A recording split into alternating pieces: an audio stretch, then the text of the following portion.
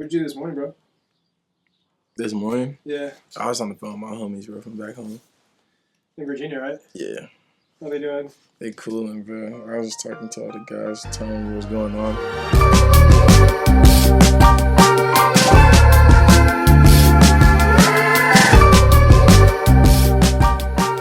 Alright, who are you and what is one word you'd use to describe yourself? My name is Nelson Etuck, or Nez, depending on who I'm talking to. That's honestly crazy. I really don't know. Obviously, growing up, I was like Nelson. That was my name. Then when I turned 14, I got mistaken. My boy Eric thought that I wrote down Nezlo on a sheet of paper, and he was like, "Why you say Nezlo?" Because I was always being called Nelson. He was like, "Why you say Nezlo?" I was like, "Wait, that's kind of hard." And I just kind of liked it after that. My brother started calling me it. So when I moved to California, I was like, I'm gonna just go by Nez from now on. If I were to ask your friends and family members to describe you, what would they say? Say giving. I give them time every day. Like, I don't go a day without talking. I probably call like 9 people on a daily basis, every single day. So I give them time all the time, but hopefully in the future be able to give them money, have everybody be straight for once. Like, everybody, we don't need a lot of money, we just need enough to be stable, you know what I'm saying? Everybody just be comfortable and not have to worry about this, don't gotta worry about your bills. That's like what I wanna do in the end. What do you do for a living? Man, right now, really just be streaming, making videos, and then like vlogging people. You do that full time? Mm-hmm. And then, when did you start doing that? Shit, last summer. I spent 3 months, so I moved to California. I transferred schools, went to California in 2023, like the beginning of 2023, late 2022. Then I moved to LA for 3 months last summer, went back to school, finished school, and I moved back to LA like full time in June of this year. Did you know anybody when you moved down here too? Not a soul. Why do you feel like you made that decision to go down here in the first place? Opportunity. I visited LA one time last year in March. My homie produced Pushin' P, like the song. So I came here last like March with him, because he was just going to different studios and stuff. And then I saw like, oh, this is what it's like. You're hanging out with this person, you're hanging out with this person. We hopping out of black trucks, we're going to like exclusive parties. I'm like, oh shoot, I gotta be here. You can meet a lot of people. So then I was like, I bet once this year's over, I'm gonna go to LA for the summer, see how it works. Who's someone you looked up to growing up? My oldest brother, Destiny.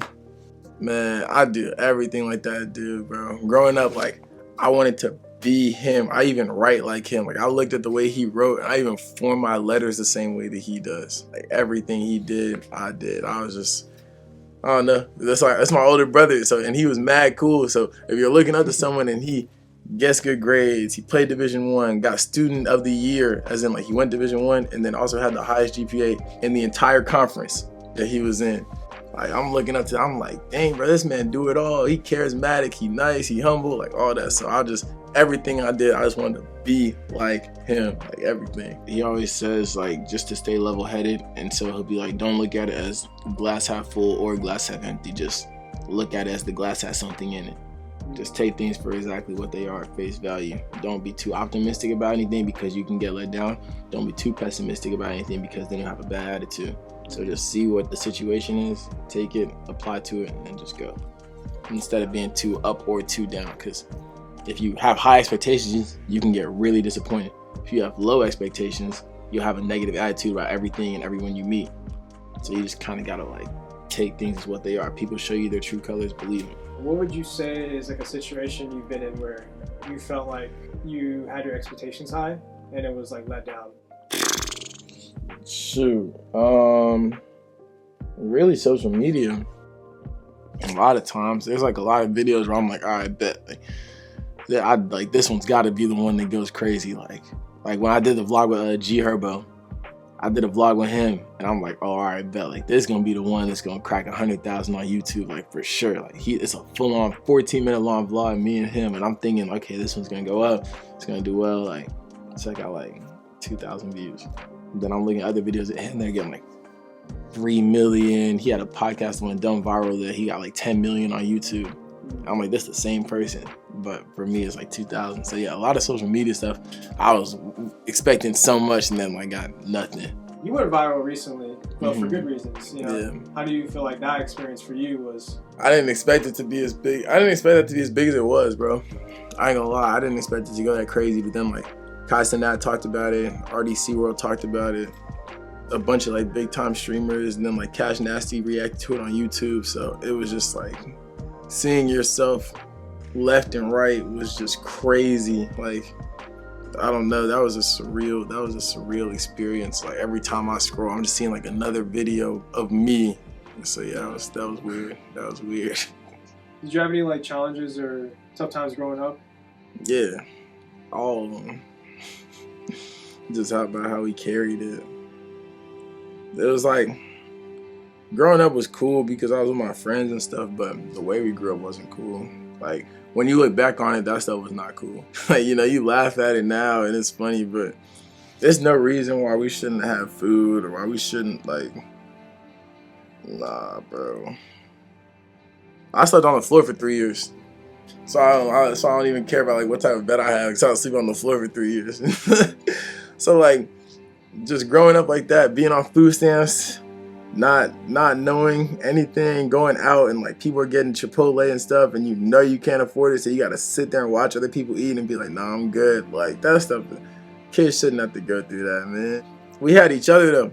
Like, I had my friends and we were all in that stuff together. So when you pour with other people, it makes it more, you could cope with it better. Like, it didn't feel that bad. But then when you look back on it when you older, it's like, dang, we should not have been living like that at that young of an age. How would you describe your family like?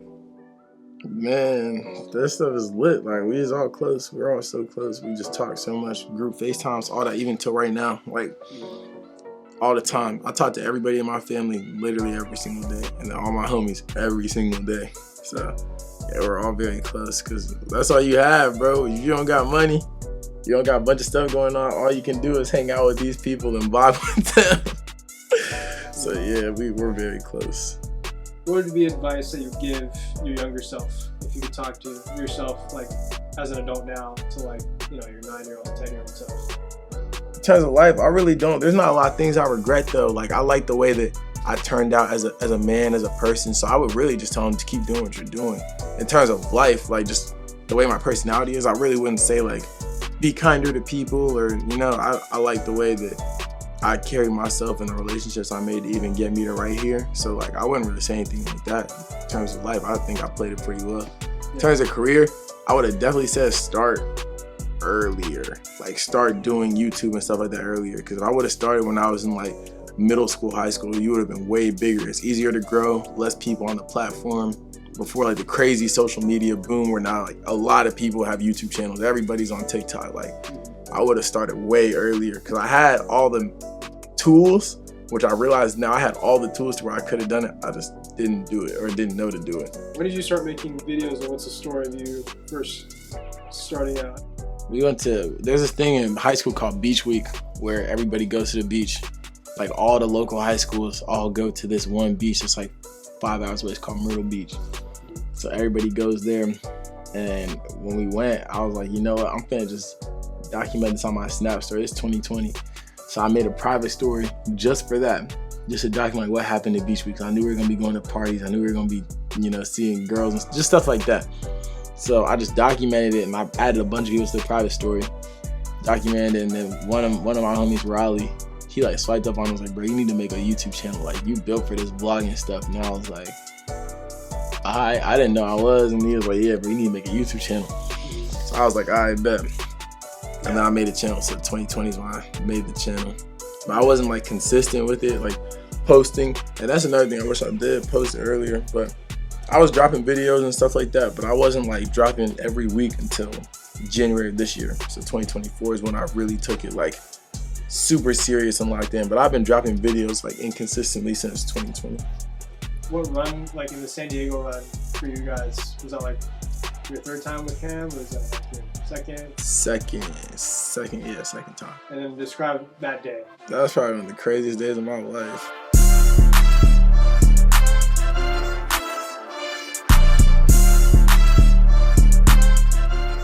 It was out there for sure. Maybe honestly one of the craziest. But he's just like, because I knew it was gonna be deep because it's Cam Wilder. I didn't know it was gonna be that deep or that hectic. So like, we pulled up. I knew I was gonna play at one point, but I wasn't sure when, because LeVar was like halfway hurt. So he was like, yo, pull up. Like, cause I'm gonna like probably sub out. So like just pull up just in case. So I was like, all right, bet. So I put up my camera to vlog him, gave him one of my mics, and I was just vlogging him, recording him as he's on the court. He played probably like the first 4 points and like actually got hurt. And he was like, Nez, hop in. Cause I was vlogging him and Cam the whole day leading up to it. So I was just their cameraman is what people thought. They thought I was just their cameraman. So then LeVar was like, yo, I'm hurt. So I put my camera in my bag, gave him my backpack, and then got on the court. And then that's when everything started going crazy. Then I got that dunk. And then when I dunked, that's when all like the kids stormed the court. That was OD, because it's like this dude just subbed in randomly and then just like had this crazy play. Then Cam threw me the lob, dunked that, and they went crazy for that. So afterwards, I probably took 150 pictures and signed 200 autographs. It was ridiculous, bro. It was so wild, because like, imagine just being like a random nobody, then you do this, and now everybody's like asking for pictures. Take all these pictures with these kids. I'm like, y'all don't even know who you asking for a picture. Like, have you ever signed an autograph before that too? I signed, like, I think until that point, I signed like 4 in my whole life. Like 4 autographs ever. But then that one day, like, I signed the index finger, I signed the wrist, signed the forehead. Just taking pictures with people, bro. Like, they was taking my wristbands. I usually have 9 of these on. I still haven't recovered from that day. I usually have 9 on. I gave away every single one off my wrist in San Diego because a little girl tugged on my pants, and I'm looking around thinking it's a guy. Then I look down, it's like a little girl, and she's like, "Can I please have one?" Like talking about my bracelets. So I gave her one. Dumbest decision I ever made, bro. Because then everybody else knew, "Can I have one? Can I have one?" So I'm like, "Man, here, bro, here." Took off all 9, bro. They bet them kids, wherever y'all are at, you better still have that wristband, man. Y'all better still have the wristband. If you had to choose who to 1v1 next, who would you choose? Cash Nasty, because the way he was talking about me in that video. Yeah, probably Cash Nasty. He was like talking about my jump shot at one point. He's like, it looks ugly, but it goes in. I was like, yeah, nah, I need that one. I need that matchup. I need that one. I ain't gonna lie. I want that one bad. He saw the comment, like, don't run. He saw the comment. And you can leave it in there. He saw the comment. He posted the video about like reacting to me versus Max, and I commented on it, and I got the top comment. So if you look at the video, the first comment you're gonna see is mine. I said I want the matchup, and you see a bunch of people talking about don't duck the smoke, Cash 1v1 him, Cash 1v1 him, Cash 1v1 him. I'm here. I know you saw the comment because he responded to other comments in the thread. So I know that he saw mine, and mine's the top comment. I know he saw it, but maybe I just don't have enough clout to where it's like I'm not about to do this 1v1 against this random dude. So maybe that's what it is, but I know you saw my comment. You see me, I'm in Los Angeles. Come on, man. Any shout outs to people watching this? Yeah. Shout out to all the guys. Daniel, Ish, Ed, Jaws, Swar, Nolan, Junie, Ian, Eric, Nathaniel, Destiny. Dang, all the guys, bro. There's so many more I'm probably missing, but the guys, they know who they are. Shout out to the chat, my Twitch chat. Them boys be rocking with me. Like, these people spend every night with me. So shout out to everybody in the chat. I'm not even about to name, that's even more names, but yeah, shout out to everybody in the chat. Really anybody that supports me in general. Like, there's a lot of people that started to come around, DM me with support and stuff like that. Like, oh, I can't wait to follow you on your journey, stuff like that. So anybody that's taking the time out their day to support me, man, like, I'm grateful. Shout out to y'all. Shout out to anyone that made it this far in this video. I appreciate y'all. All right, and then what's your next goal in life after this? I want my legacy to be a giver. Someone that people know, like, that he took care of his people no matter what. He prioritized taking care of his friends and his family before even himself, because that's really it. I just want to be a giver, bro. I want to make sure everybody's good. I want to get back to them, and then once everybody else is straight, then we'll worry about the rest of the world and doing charity work and stuff like that. But for now, let's just get the guy straight, and then we'll figure everything else out. But that's what I want the legacy to be, just as a giver. If that's what I'm remembered as, then I lived a good life.